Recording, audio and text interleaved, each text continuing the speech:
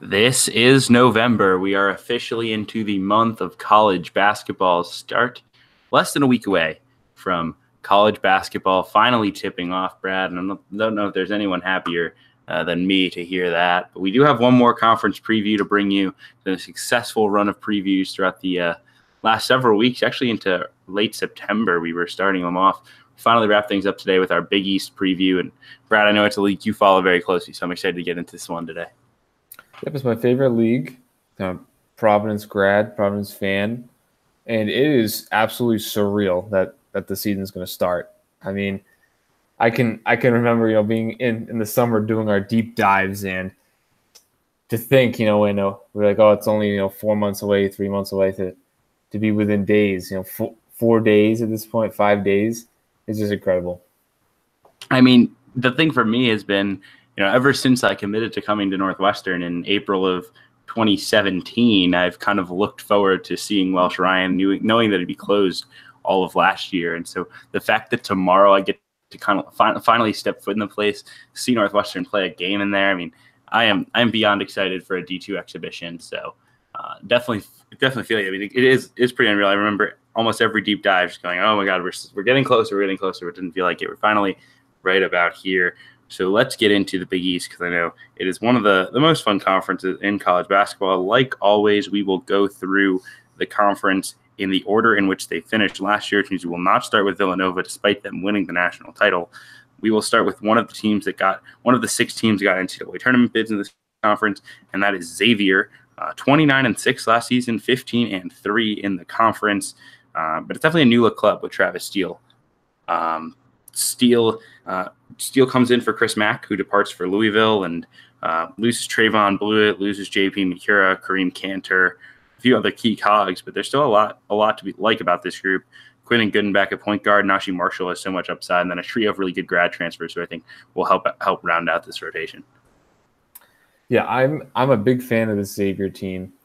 I've seen, especially more recently, it felt like the preseason projections for the Big East that I saw from, let's say, even like last May into like the start of October were all pretty much the same. With like a couple teams switched, but for the most part, it was, very formulaic. But since this last month, either people have been overthinking themselves or just trying to be different or whatever. But I've seen a lot of varying opinions on Xavier, which was a team that, personally, to kind of spoil my pick for Xavier, I have them finishing 4th. And right outside the top 25. Most people have them 4th. At least that's what I saw early in the offseason, but closer to that bubble range. But now I've started to see Xavier being picked 6th or 7th, and I think that people are kind of overlooking the pieces that they have back because of the roles that they played alongside of Blewett and Macura. Like, you might look at Paul Scruggs and say he only averaged 4.9 points a game, but that was partly due to his role. And now, having that year under his belt, he's someone who could maybe even triple his scoring or at least get into that 11 to 12, maybe 13 point per game range and become one of the a very, very legitimate starting 2-guard in the Big East. Yeah, I think this team is definitely deeper than people realize, and I think there's a lot of versatility in this group. I mean, Ryan Wheelidge is 6'10". He'll start at the 4 for this group. Ryan Wheelidge led the country in points per possession coming off ball screens last season at 6'10". I mean, the guy has incredibly good creation ability for a guy of his size. He can really shoot the ball, and then you can kind of bring that 4 out, 1 in look with either a guy like a Tyreek Jones or a guy like Zach Hankins, the grad transfer, and you start to really like what you see. And today they had an exhibition game. Naji Marshall had 22, Paul Scruggs had 20. Jones had 22 and Ryan Wheelidge had 17. I mean, that's a really nice start for this group. Kyle Caston was also a pretty solid role player in this game. But yeah, I mean, I'm pretty high on this group. I think they'll be fine. I don't think they can contend for a title like they did last year. I have them 4th as well. I'm really excited to see Marshall and Scruggs' development, though, in year 2. I think that's the number one thing that's exciting to watch about this group. Yeah, and in that exhibition game, they didn't have Quentin Gooden. At least I don't think so, because I saw earlier he had a separated shoulder, and they were hoping that he was going to be ready for the start of the season. Yeah, so Scruggs moved up to the point, and Caslin, who's going to be a very nice role player, as you mentioned, defensive-minded, kind of 3-and-D type. Not sure how great of a shooter he is, but he's going to maybe even play that Malcolm Bernard role, who was their kind of role-playing two guard from a couple years ago. He's someone who will probably come off the bench when Gooden's healthy, and really bolster this bench. This is a strong and experienced bench. I saw the other day that Xavier's looking to play 8 guys, and that clearly to me is the starters that we mentioned earlier, and then Caslin, Hankins, and Elias Harden, who's a top 150 recruit from the year before, scorer who didn't play much last year. He has a real chance to fit in here and provide some scoring off the bench. And you had touched on this earlier, but the grad transfers and just their fit in this overall lineup is absolutely perfect. Where you have Jones and Zach Hankins have contrasting skill sets, but they complement each other, if that makes sense. Where Hankins is more offensively skilled. He can block shots a little bit. While Jones, like the physical rebounding presence, and then Wheelage is just a great fit at that stretch 4 spot. It'll also be interesting to see how much stretch 4 Najee Marshall plays. And then if they can slide a guy like Caslin in there, that could be a very, very exceptional defensive unit with Gooden, Scruggs, Caslin, Marshall, and Tyreek Jones.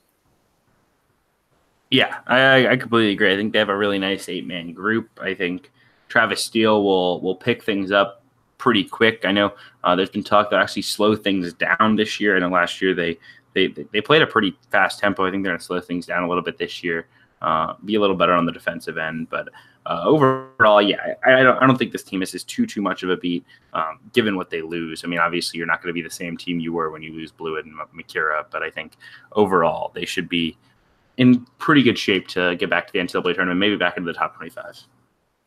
Yeah, love their defense. And I mentioned this earlier, but I have them, I think, 28th nationally, which puts them at like a 7 seed and 4th in the Big East. Sounds good to me. And was there anyone in the composite voting for Xavier or no? Thank you for reminding me. 2 people. Joe Nardone had him 24, and then I'm not sure if this is Tony's most updated ranking, but he has them at 24 when I pulled this data. All right. Let's move it on then to Villanova. Definitely a new look Villanova group. Jalen Brunson gone, Mikal Bridges gone, Dante DiVincenzo gone, Omari Spellman gone. But, it's Jay Wright. They bring in a lot of talent. Joe Cremo, the grad transfer from Albany. Javon Quinterly, the point guard, McDonald's All-American. Eric Paschal, the hype train is fully taken off with him. And then Phil Booth, who I think people kind of forget was just like a really good player for this team last year. Averaged 10, 3, and 3, can shoot the ball. This is a team that played extremely unselfish basketball last year at 6 guys averaging double figures. I think Colin Gillespie's kind of slept on. He was good last season as a freshman. I still think this is a top 10 team.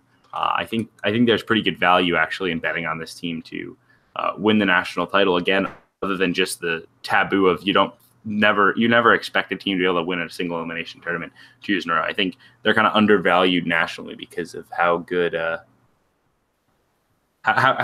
because of how good they should be and how well coached they are. Yeah, I think Eric Paschal is super underrated nationally. He's a perfect fit for like the modern basketball where he can play that small ball 5. He's strong enough to do so. He's super athletic. He stretches the floor. He's in for a really big season and probably will be drafted in the NBA draft in June. And then Phil Booth, another guy, kind of similar to what I said about Paul Scruggs, where you may look at him and like, oh, like he only averaged 10 points a game. He was like their 6th best player, whatever. But now that their top 4 guys are gone and off to the NBA, Booth is going to kind of emerge as that go-to perimeter scorer, and I think he'll be able to show more of his full arsenal than when he was that high-level complementary piece to them. And then I think Cremo is going to be a really interesting piece because they really need to add a veteran, someone who could add some more scoring, because you never really know even with these top 50 freshmen, how they're going to translate immediately. So Cremo needs to score and shoot the ball, and that could, having him and Booth and Quinterly all on the court at once could be a smaller backcourt, but that's a very dynamic offensive unit. It will be interesting with Cremo. He's a guy, since I watch a lot of Albany basketball, one of the things I noticed was Will Brown really posted Cremo up a lot, where they'd try to get him on a smaller guard. It might be a lot more difficult to do in the Big East, but with what we saw with Jalen Brunson and how Jay Wright deployed him in the post at times, I wouldn't be surprised if we see some looks with that for Cremo, as well as being a great outside shooter. He's craftier than he gets credit for. I guess my question to you, Brad, how much do you see this team going with Paschall at the 5?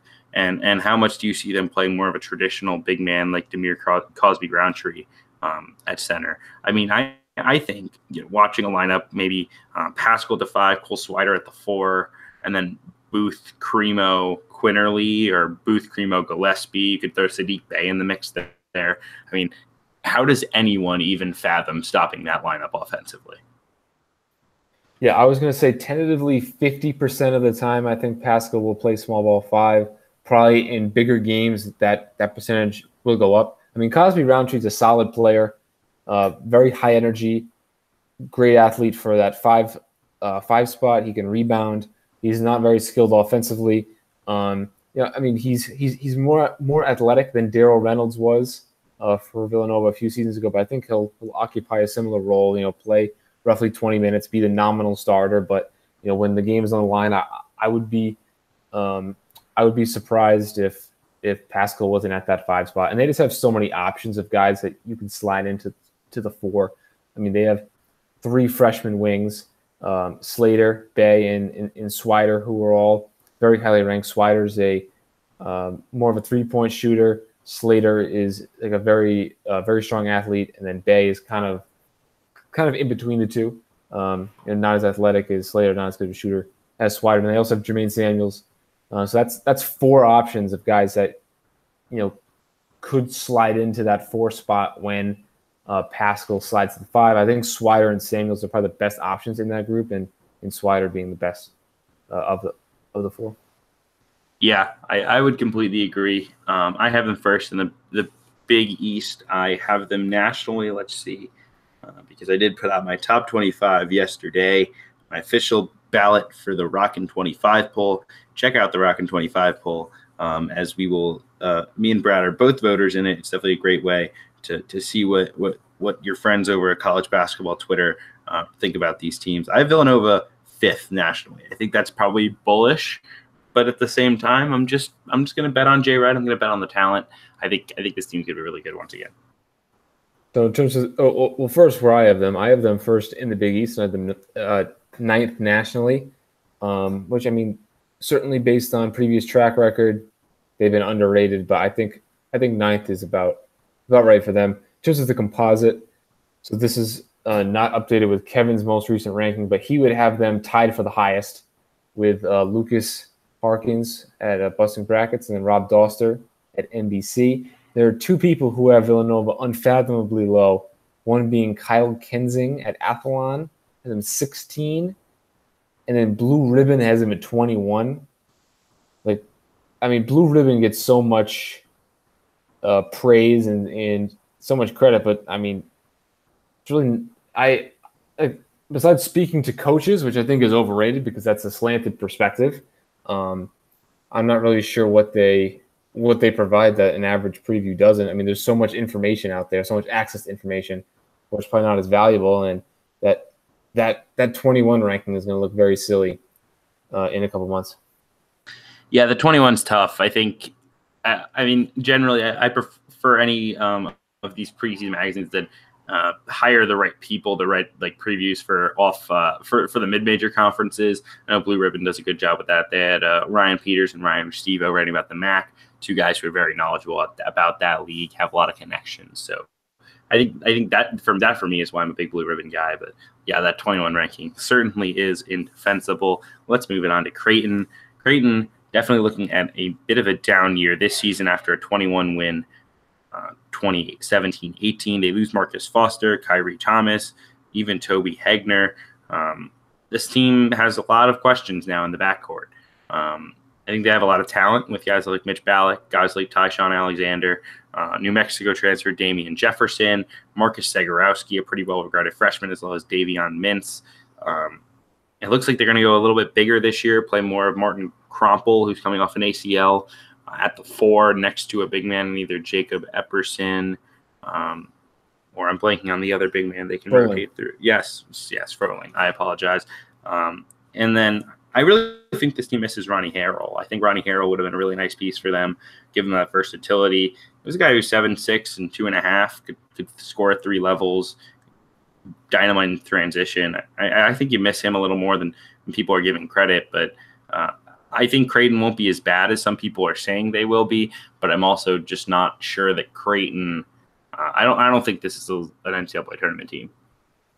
No, absolutely not. And I think that Creighton is a year away from being really, really good. I mean, everyone should come back with the exception of Connor Cashaw and Caleb Joseph, but he's a non-entity at this point. But yeah, I mean, you're exactly right. This core is very promising. But last year, I mean, Creighton did a lot of sitting and watching around Marcus Foster and Kyrie Thomas. There were certain games, I remember the Gonzaga game specifically, and a few other games in the non-conference that I watched where the first half goes great. Foster and Thomas are getting their shots.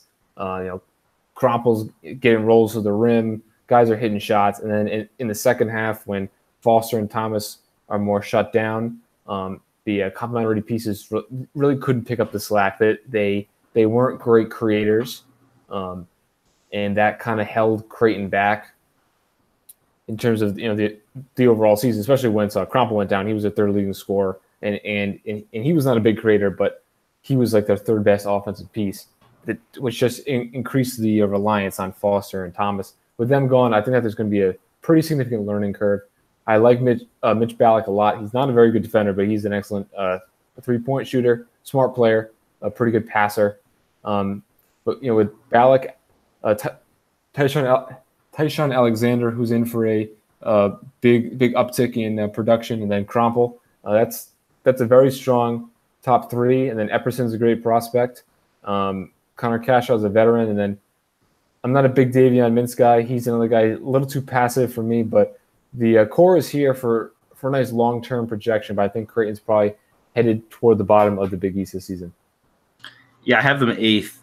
Tyshawn Alexander, though, I think he's going to be a breakout guy. And nationally, 17 against Minnesota in their close scrimmage. Had 17 in the first half against a D2 team in, I believe, Winona State.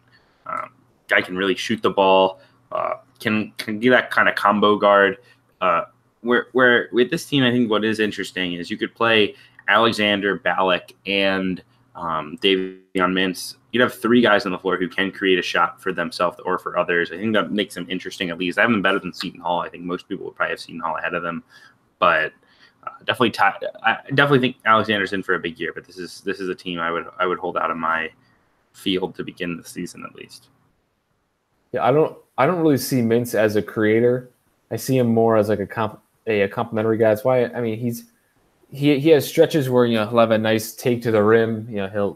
He'll have a nice finish or like he'll knock down a 3, but he hasn't up to this point been someone who's going to create. Alexander and Ballack can certainly do that, and I think Epperson is another guy who can he can definitely space the floor and maybe even kind of increase his usage this year. I'm not super high on the Krompel Epperson simultaneously, power forward center sort of thing. I think that they're both better at the center position, but they're both too good not to play. And then you have Sam Froling in there as well. So it'll be interesting to see how Creighton kind of shifts from more of like a smaller floor spaced lineup to lineup with more traditional principles. Yeah, I completely agree. Let's move it on to Providence.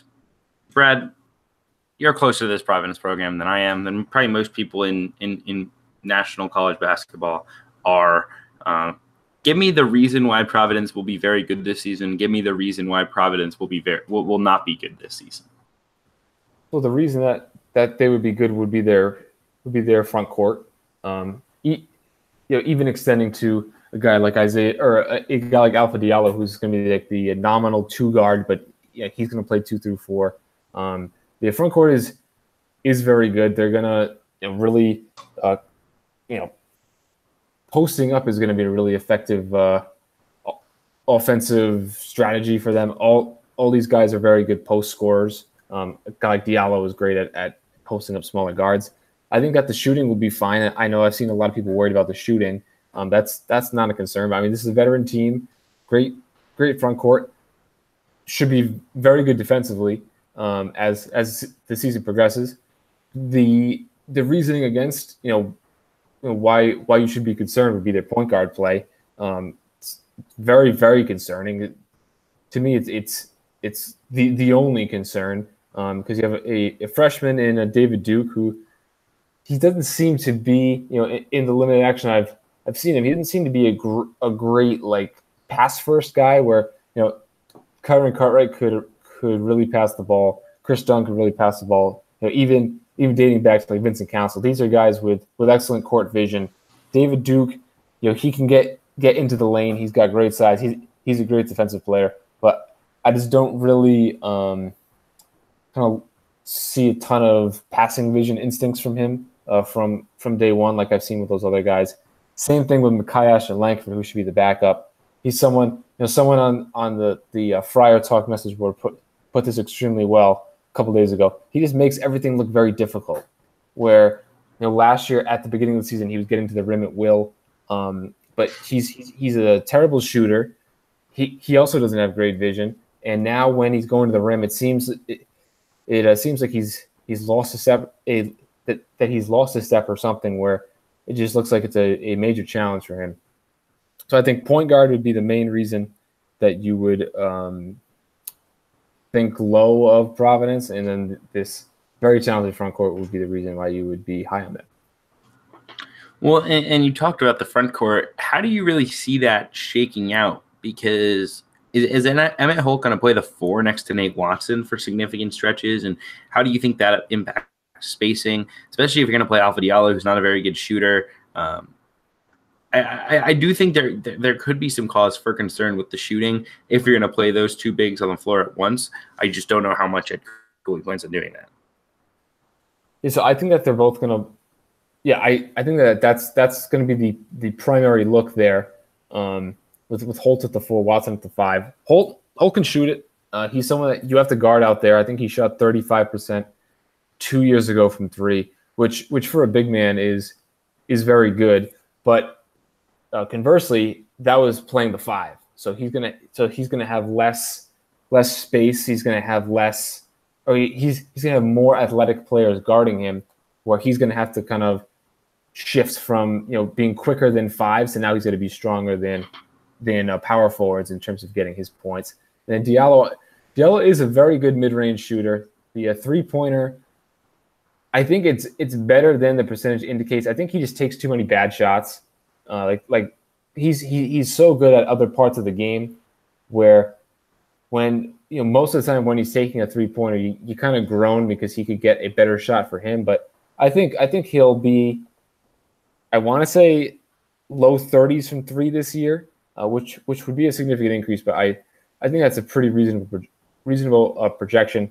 And in terms of why I'm not also not too worried about the shooting is, I mean, Jackson 36% last year. White can shoot. AJ Reeves is a very good shooter, and then Jimmy Nichols off the bench has shown some kind of flashes of a 3-point jump shot as well.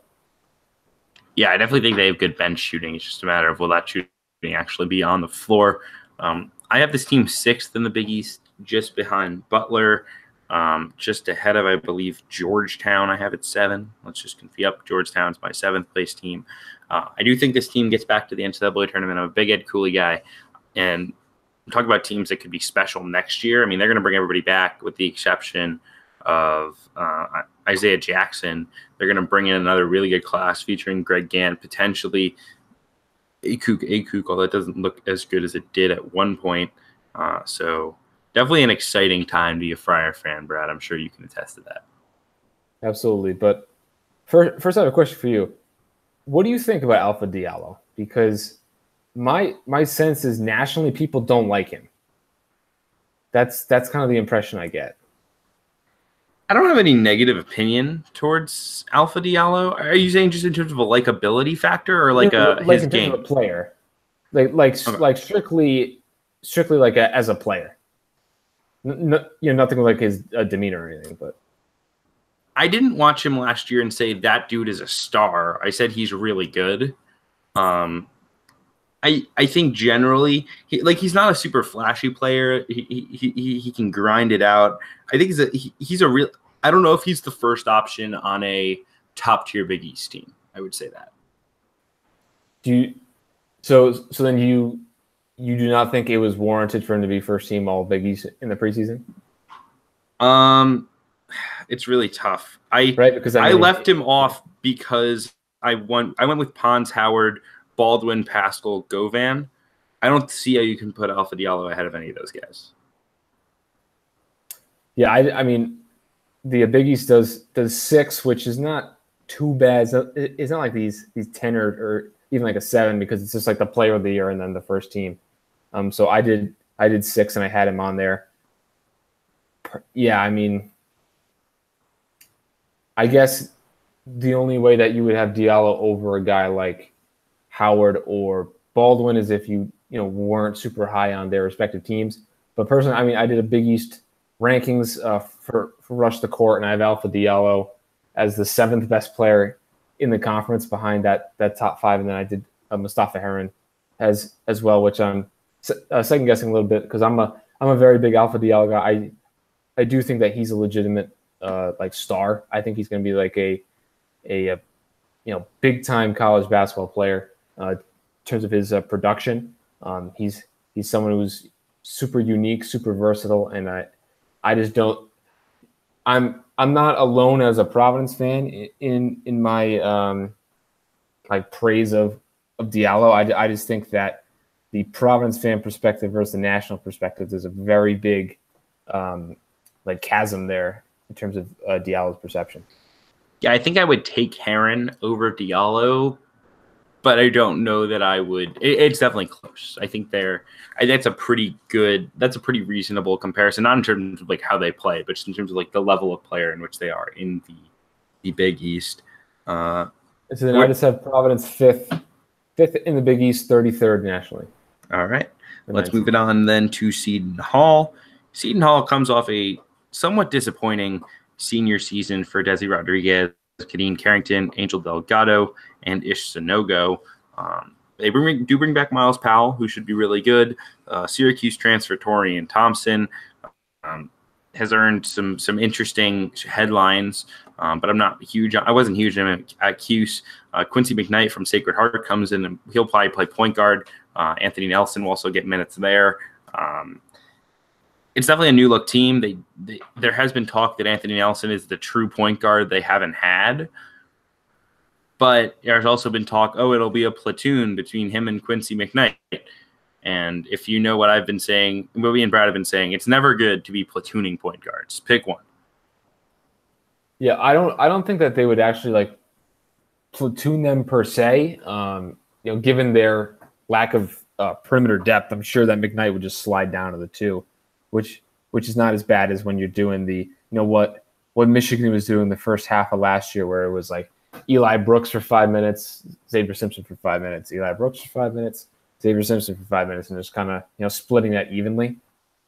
In terms of my thoughts on Seton Hall, I think that this is probably an NIT team. I'm not very high on Torian Thompson, and I haven't seen it as much on Quincy McKnight to really make a super sound judgment. But I've seen a lot of Torian Thompson, and he's very flawed. I mean, he's very good offensively, but he's not a very kind of like willing defender. One of my best friends, Patrick Wong, who was on the show earlier for the NBA draft, he's a Syracuse fan. He told me that Torian Thompson just wouldn't put his arms up in the zone. He would just stand there with his arms by his side, like things like that, where he's not a great rebounder. He's not like a super willing defender. And then he takes a lot of contested shots. And I think the opinions of Seton Hall, I think, are directly correlated to what you think of Quincy McKnight and Torian Thompson, where the people who have them as a tournament team think very highly of the two. People like me were kind of lukewarm on both have them as an NIT team, and those like Kevin who are down on both have them like way in the basement. Yeah, I have them ninth. I think they probably do make the NIT, but I don't think this is like a NCAA tournament fringe team that winds up in the NIT. I think this is like a clear NIT team, to maybe even off the bubble. But yeah, I mean, I will say I'm interested in Romaro Gill. There's been some buzz recently about him, the JUCO product. He's very big, 7'2". This team has a lot of size.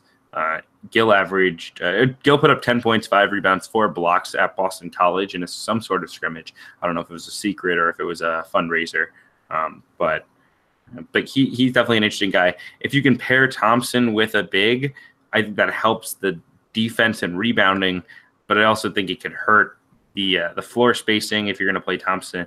Thompson's not a great 3-point shooter. So that'll be interesting. I think Myles Powell's going to have a big year, and yeah, I think as you said, I think those two guys define this team's season. I also want to mention Miles Cale too, who I think is going to have a nice breakout season, become a double-figure scorer. He averaged 7 points per game in the last 7 games of the season, which kind of correlated with Desi Rodriguez being injured. So that can kind of suggest that Cale's in for a bigger season. And I could also see Sandro Mamukilishvili have a breakout year. I would not be surprised if him and Gill kind of split that center position. He was given very, very limited minutes last year, being reserved at 2, going in whenever Angel Delgado was going to rest around the media timeouts. But I think this year he can maybe get more offensive responsibility, maybe even start at center and average maybe 6 or 7 points a game. Yeah, completely agree there. Where do you have them in the Big East spread? I have them at number 7. Yeah, I think 7 through 9 is probably the range they should be. I have them at 9. You have them at 7. I don't think it's realistic to put them above that, although the margins are so tight that I think you could sneak up to 6th or 5th without a ton of craziness happening. Let's move it on to Butler. The Bulldogs in year 2 for Laval Jordan lose Keelan Martin, lose Tyler Weidman, but bring back a really good guard in Kamar Baldwin, bring back a really solid player in Paulie Jurgensen, as well as Sean McDermott. And then they bring in some really interesting pieces, namely Jordan Tucker, who will be eligible at the midseason mark, the Duke transfer. Not necessarily your typical Duke transfer, former McDonald's All-American. He was like a top 75 recruit. Got picked up by Duke after they missed on Kevin Knox. And Tucker should be a good player for them. I don't want to let the hype train get out of control. I'm also pretty excited though about Aaron Thompson in the backcourt. I think he could be in for a nice year. I think they're pretty deep. 1 through 3, 1 through 4 even. I'm not a huge fan of what's going on with the front court. I think Nate Fowler is definitely going to have a big year along with Joey Brunk. Yeah, so I'm a huge Kamar Baldwin guy. I think he's a future NBA player. I love he's such a good defensive player, and I'm also pretty high on their wings, specifically Henry Badley and Sean McDermott. More so McDermott, obviously, but I think that those two guys are going to have a pretty sizable impact. I think McDermott's probably this team's second best player. And could average double figures there. I have a lot of questions at that point guard spot with Aaron Thompson. I just don't think he's very good. I mean, he's a good defender, but teams, especially in the NCAA tournament, I think this is the game that I'm thinking of where he was on the perimeter and they were playing with a foot in the paint. He's just a non-entity from in terms of a perimeter shooter, and that can cause a lot of problems. So I would not be surprised to see, maybe if he takes a smaller role, maybe Paul Jorgensen and Baldwin man the backcourt more. I was very surprised in the 3-man weave preview. They had the net rating stuff, and that the Thompson, Baldwin, Jorgensen, when those three played simultaneously in a very small perimeter trio, that was Butler's best net rating. Now, a lot of that stuff can be circumstantial, but I think that does show that a unreasonable lineup to trot out there. Well, Thompson's a really good defender, and he's a pretty good passer. I think it's just the shot that's got to come along. If you've got good shooters around him, I don't think it's a huge deal that he can't shoot. It's definitely not preferable, but I think he can be a pretty good role player for them. I'm not maybe not quite as down as you are. Plus, I think the shot could improve a little bit. You know, he only shot 15 threes last year, which is definitely not a good sign. But it's hard to go down from 2 for 15. You would hope that he's improved the shot enough to at least where they can take a foot out of the paint, if you will, and try to defend him. And then just in regards to Jordan Tucker, it's always tough when these guys have to sit that first semester and then kind of integrate, third of the way through the season where you have rotations set and guys have gotten a fair amount of game experiences. It's always tough for that mid-year transfer to jump in. In terms of like a sit-out transfer who has succeeded in that role, none really pop into my head. I feel like there is a major one that I'm missing. But in terms of just like a mid-year person who enrolled, the kind of best-case scenario example would be Jarnell Stokes, who did he like reclassified up, kind of like what Quincy Guerriere did a couple days ago, and what Austin Wiley did a few years ago. Stokes was kind of the first guy to do that, at least notably, and really succeeded in that abbreviated freshman season he had. Yeah, that's a good call. I was trying to think of guys from last year who did it. A few names that came to mind. Yankuba Sema, who never really kind of cracked the rotation. Jamal McMurray from SMU. He played a good amount, but that was because they literally had no bodies. I mean, that team fell off a cliff when he started playing, but I don't know how much to attribute to that. But yeah, I think your point does stand. That they did kind of miss some of those guys, and they don't always work themselves into the rotation as nicely as you would like. I have Butler 5th in this conference, right behind Xavier, above Providence. I think this is an NCAA tournament team in that kind of nine seed range. I think sounds about right for the Bulldogs. I have Butler 6th, and my last team in the field. Although I'm just not very high on this team. I kind of waffle with them being in or out. I'm currently kind of weighing, Butler versus Vanderbilt versus Minnesota, but the Eric Curry thing with Minnesota. So my last spot might come down to Butler versus Vanderbilt. What do you think of between those two? Ooh, I think probably would say Butler's a better team. I guess my question to you, Brad, how do you value LaVall Jordan at this point as a coach? I mean, we haven't seen a ton from him. What did you like or dislike last season? Because he's a guy who had 1 year of head coaching experience when he got this job. Comes over after a bad year in Milwaukee that was kind of made okay by a great tournament run. What do you think of LaVall Jordan? I didn't see anything that really concerned me or anything. I mean, he seems fine. I mean, it's going to be interesting to see where the Butler program goes, because they're, in terms of recruiting rankings, they're one of the worst recruiting teams in the Big East. They kind of thrive off getting these under the radar gems. Even a guy like Keelan Martin wasn't a consensus top 100 recruit. I don't think. I think he was kind of on the fringe there. And then Kamar Baldwin was like a 3-star. So I think in terms of judging Jordan, I think that's going to come more in time with how he builds this roster. It is very, very interesting with all the success that Butler's had, where maybe it's just the timing was bad, where they lose Chris Holtmann, when they could have maybe added some big time recruits there. I know that they were in on, like, Marcus Bingham was one, Aaron Henry was another one that they really liked.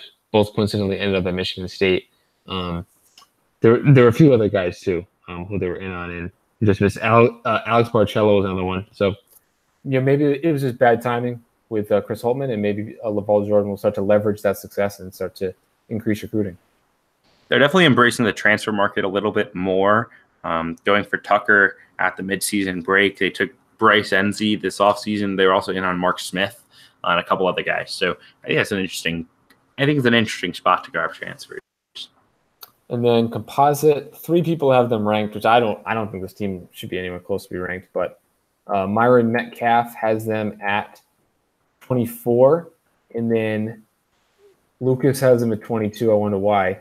And then the Buzz King has them at 22 as well. Yeah, to me that's high. I would say more in like the 30 to 40 range nationally, maybe even 45. You know, Lucas's defense, I do think he updated his with Butler out, but so. Yeah. Let's move it on to Marquette. Marquette, a disappointing season last year under Steve Wojciechowski. They go 21-14, just 9-9 in the conference. Miss out on the big dance. They bring back Marcus Howard. They lose Andrew Rousey. They bring back Sam Hauser, Sakar, and Neem, and they bring in some really good recruits with Joey Hauser, Brendan Bailey. They also bring in a pair of important transfers in Joe Chartouni from Fordham and Morrow from Nebraska. We did a deep dive on these guys, and the thing we basically discussed were, can they improve on defense and can they improve on the glass? And our answer to both was yes. With the way that this team defended last year when Rousey was off the floor but Howard was on, swapping in Rousey for Chartouni is definitely good. Although there has been actually discussion that Chartouni will come off the bench, and I believe Aneem would be playing the 2. I'm not sure if I saw that correctly, Brad. I don't know if you saw the lineups. Yeah, I guess their scrimmage lineup or their exhibition game lineup was Howard, Anim, Bailey, Sam Hauser, and Morrow. Yeah. Trying to think here, because to me that was pretty surprising that they weren't going to start a second point guard. But I mean that team could be pretty good defensively, pretty switchable. Morrow will help on the glass. They blew out that secret scrimmage so badly. It's hard for me to really take anything from the exhibition. I know they played a really close game with Northwestern this past weekend at Welsh Ryan in a secret scrimmage. I was told that game came down to the final buzzer. I believe it was actually a buzzer beater that Marquette won on. So I don't know how much to take from that. I guess it depends on how you value both Northwestern and Marquette this season. But that's an interesting result nonetheless. Yeah, I mean, you had mentioned that you thought that they were going to go with the 2-point guard look. I would say that they're currently going with like a 0-point guard look, because Marcus Howard really isn't a point guard. I mean, he's a ball handler. He's an excellent scorer. He's an amazing shooter. I saw him put up whatever he did, like 50-something at Providence. But he's not someone who gets others involved very often. And that's why the addition of Chartouni was so important, because it allows Marcus Howard to be Marcus Howard, go out there and score and shoot and be this dynamic offensive force. While Chartouni has or Chartnoy, whatever his pronunciation is, would defend. He would facilitate. He's a very good passer, and he has great size at 6'3", which makes him a great fit next to Marcus Howard. Yeah, I definitely agree, because he'll just do the dirty work. He'll defend, create shots, like you said. I think he fits really well. So I was a little surprised to see that. I will say his defensive statistics were a little inflated by Jeff Neubauer let him take a lot of chances on defense. I think that's always one thing that's interesting with like steal rate, which is why a lot of people say not to value steals as heavily. I mean, Chartouni is definitely a good defender, but I do think it is something to note that they let him take a lot of chances. They let him press a lot. So that might have played a little role into those high steal numbers.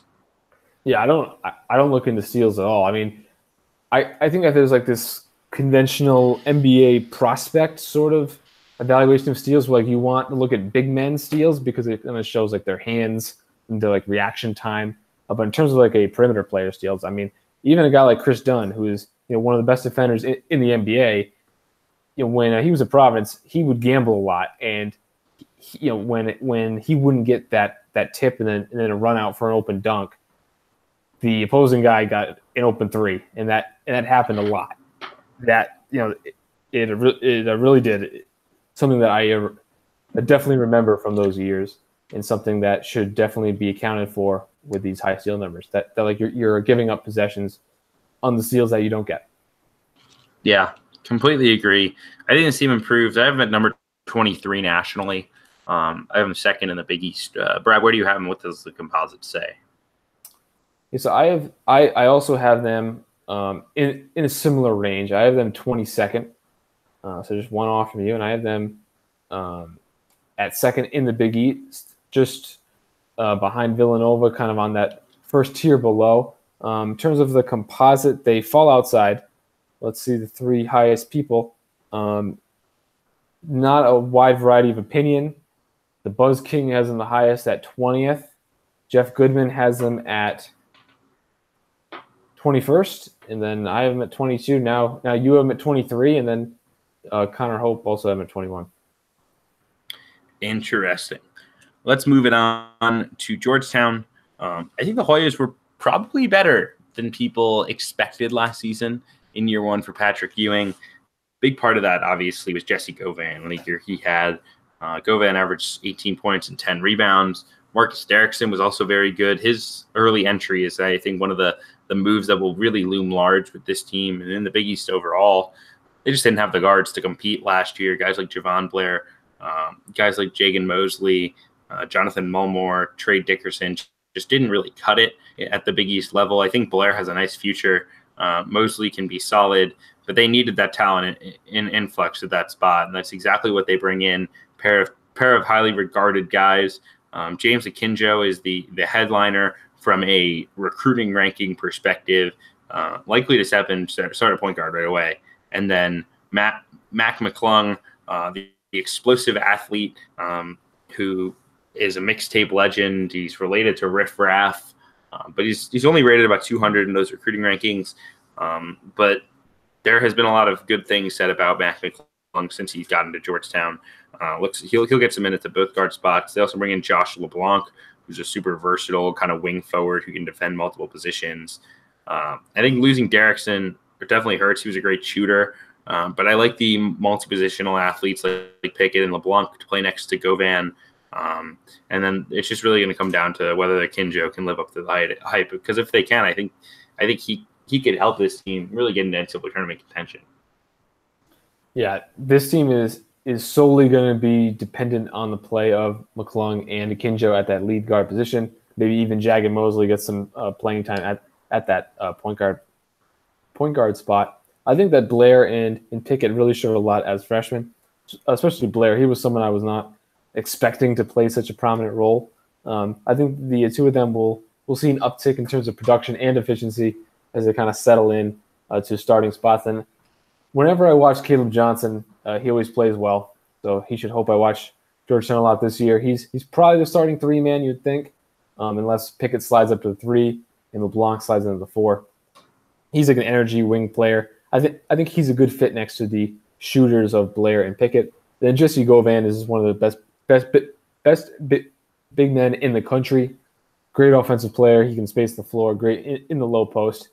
I just think that this team is just maybe a year away. I mean, you lose Govan, but Omer Yurtseven, that's the addition of him is just going to be a wash. So maybe next year they can climb the standings, but with a pair of freshman point guards and you need these sophomores to take a major step forward. I think that Georgetown is probably headed toward the NIT, which is not a bad step for the program in Patrick Ewing's second season. Yeah, I would tend to agree. I do want to note one thing is that their defense was legit bad last year. They gave up 83 a game. They were pretty low in every statistical defensive category. Team shot 39% from three against them. They shot 47% as a team against them. Even free throws, team shot 77%. Maybe there's a bit of positive luck to be had.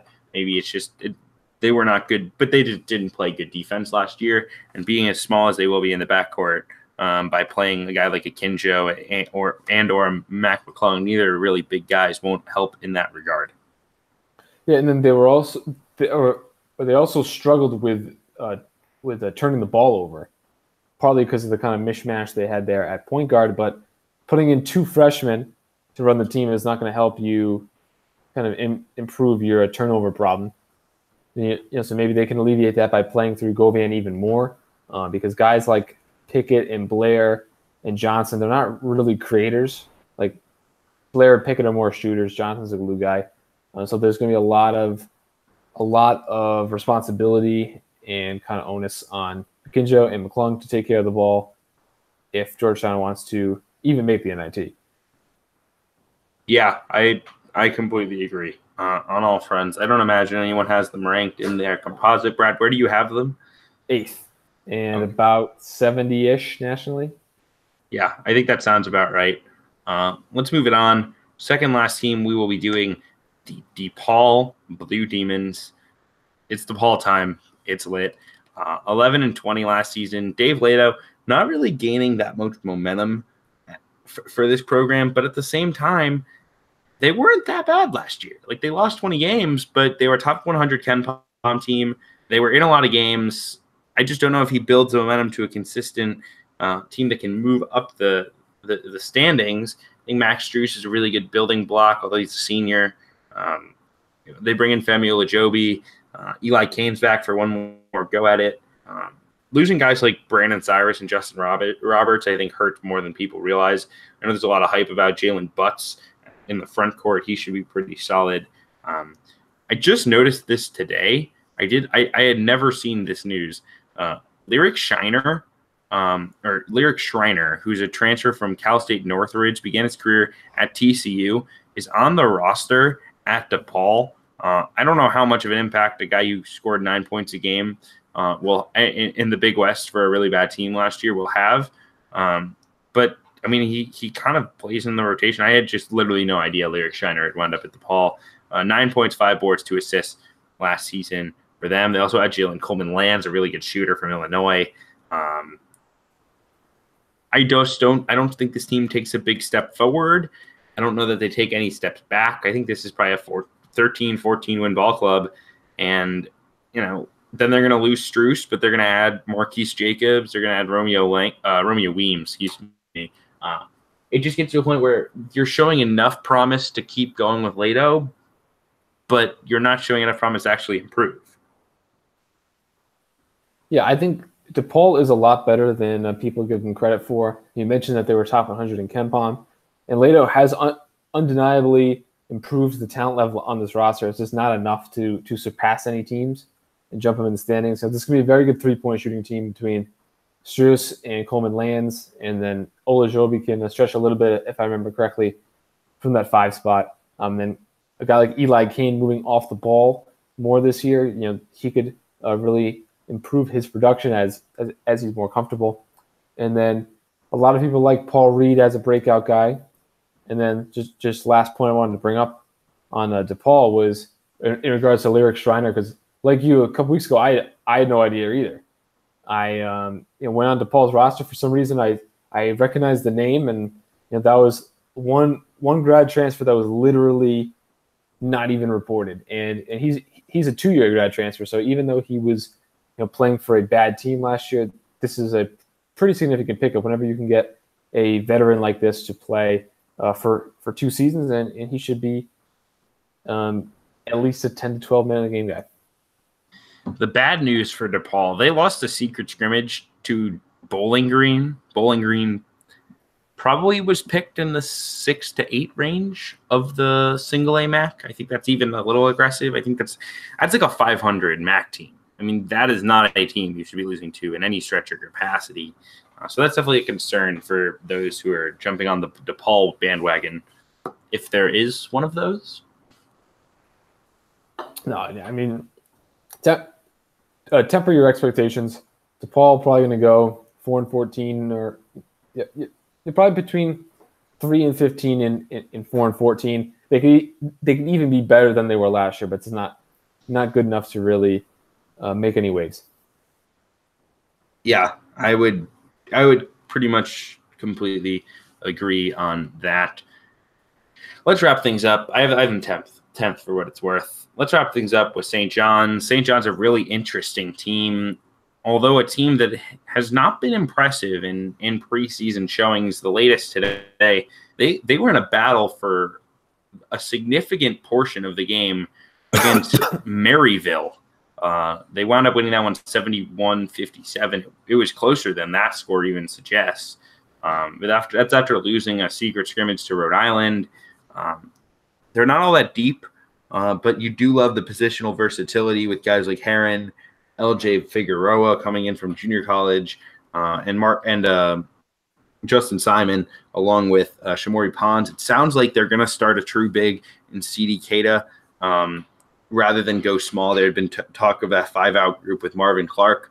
It looks like they will go big for at least the starting lineup with Keita at the 5, Clark at the 4, and then two of three of Simon, Figueroa, and Heron, and then Shamori Pons. Also bring Mikey Dixon off the bench. But I think it has to be a concern when you play 7 guys in an exhibition game today. That's what they did. They played their top 6. They played their top 7 minus Mustafa Heron plus Brian Triple. Like, that ain't good. Yeah, that is not a very usual move. Like, normally you just play you play everybody, But in terms of the St. John's team, I'm very high on them. These kind of recent preseason results are very concerning, but I'm sticking with them. For me, as a top 25 team, coming in at number 25, I really love their top 7. The starters and Dixon and Figueroa, which interestingly consists of 5 transfers and a JUCO transfer, and then Pons being the one recruit in that top 7. The fit looks very good on paper. You have enough shooters. You have guys who can do different things. You have athletes. You have positional versatility, and then I think Seti Keita is someone who's been very underrated nationally. Where he's someone he was a top 100 recruit, but a lot of people point to his lack of production at South Carolina, but he was injured to start the season, which, kind of, as we talked about with Jordan Tucker and like these mid-year transfers, coming in without like a preseason preparation or the early game action really puts you behind the 8 ball, especially as a younger player. And then Keita, he's more skilled than I think people are giving him credit for. He has a face-up game, maybe not a 3-point shooter, but he's a very, very skilled offensive player who I think will make a pretty sizable impact for the St. John's team. Yeah, I mean, I like their pieces, and I was almost ready to jump in the top 25 boat. I had them just outside my top 25. I have them 3rd in the conference, but I do think it is concerning to see these results. I mean, especially when I heard Marvin Clark might start at the 5. I mean, I started to see some flashbacks of Nevada from last season. A team that can just blitz you 5 out, very athletic group. That guys can shoot the ball, and a really good point guard and Pons. I was a fan. I want to see it in games, and I think Chris Mullin has to prove to us he can coach. If he can't do it, this group, he doesn't have an incredible recruiting cachet. I mean, as you said, it's a transfer heavy lineup. I mean, they're not recruiting New York City well. There was kind of this talk when Chris Mullin got the job that all of a sudden they were going to be able to keep guys in the city. Steve Lavin did a better job of that than Chris Mullin. I just don't see. I'm not a big Mullin guy. I think I got to see it this year, and I'll be happy to be proven wrong with this, but I'm just not a huge fan. I do enjoy the Jeff Goodman consistent digs at him, and the Greg St. Jean roast. I think those are pretty funny.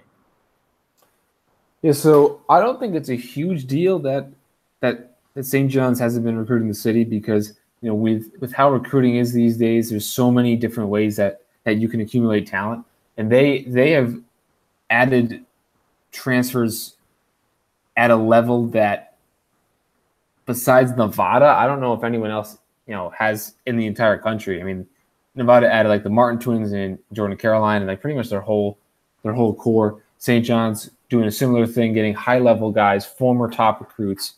A guy like Mustafa Heron, who was a all SEC level talent, averaged double figures on the SEC co-champion team.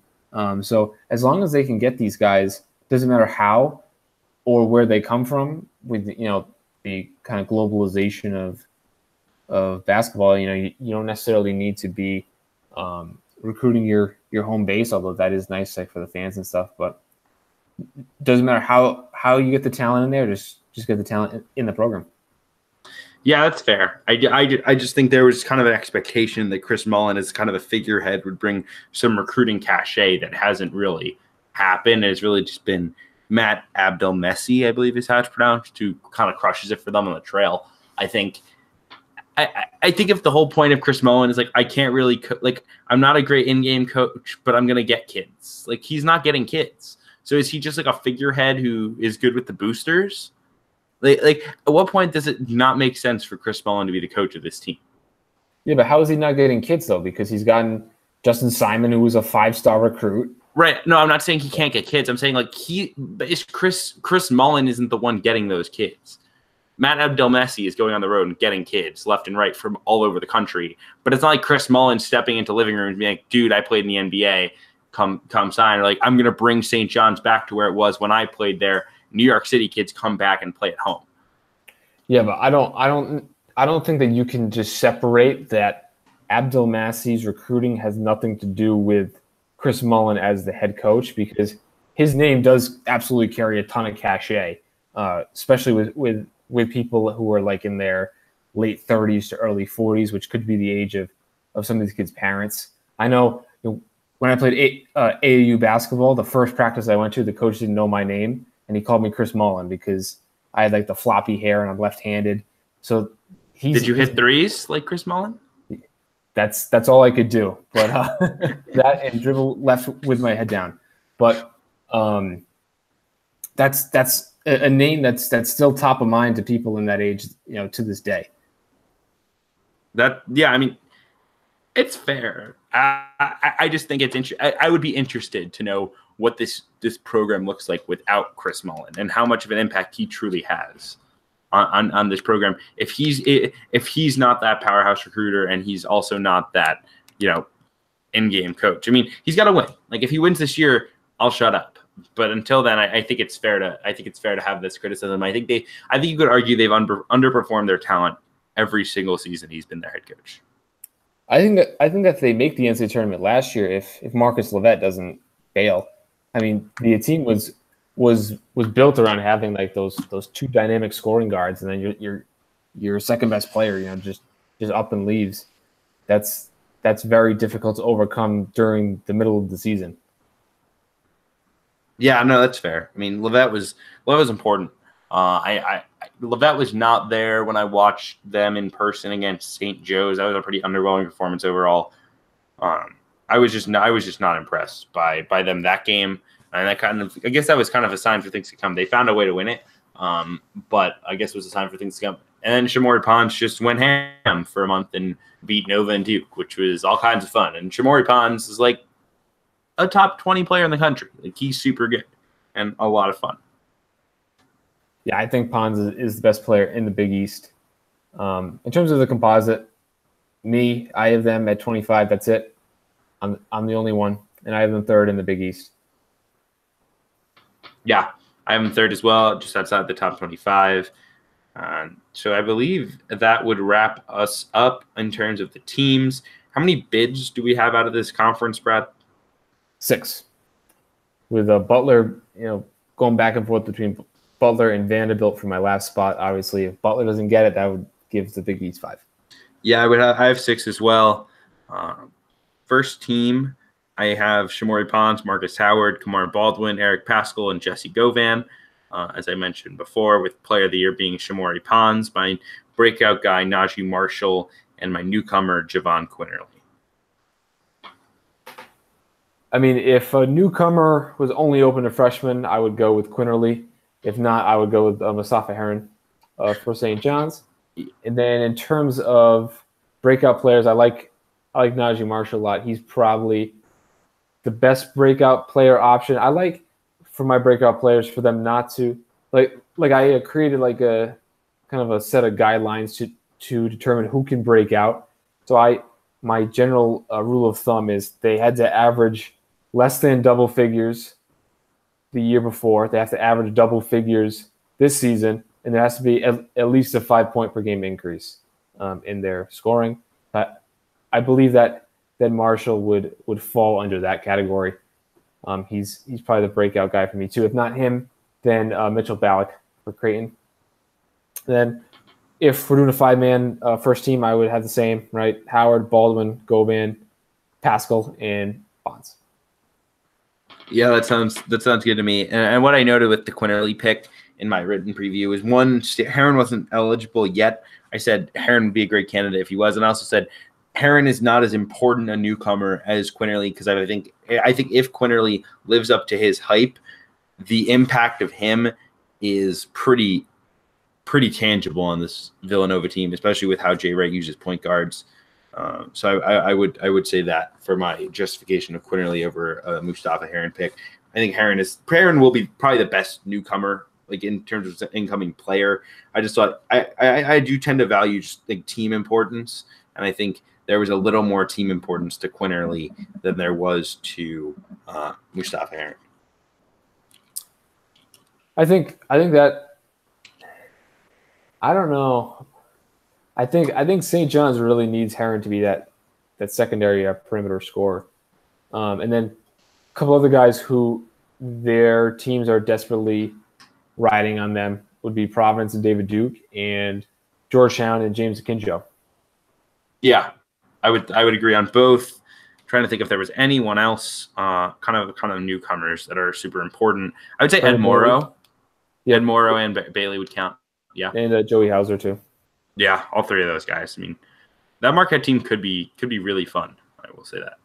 They have a very strong top 8, and then it'll be 9 once Elliott is healthy. Yeah, it's gonna be a really fun team. Anything else, Brad, before we wrap this one up? Nope. I think we're good. All right, then we will be back on Sunday. It will be just kind of a general preview. We're gonna have some fun little bets that we're going to do before the season, just that we'll monitor throughout the year. That should be pretty fun. So that'll be a fun little episode, probably not as long as these conference previews. Thanks for listening to all of these.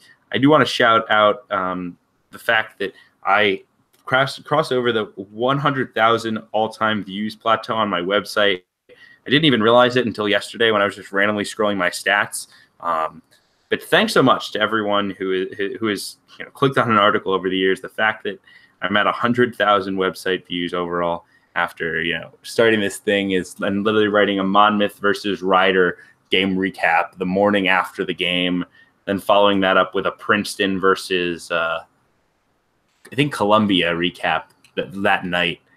To think that site now has 100,000 all-time views is something special, and thank you all for that.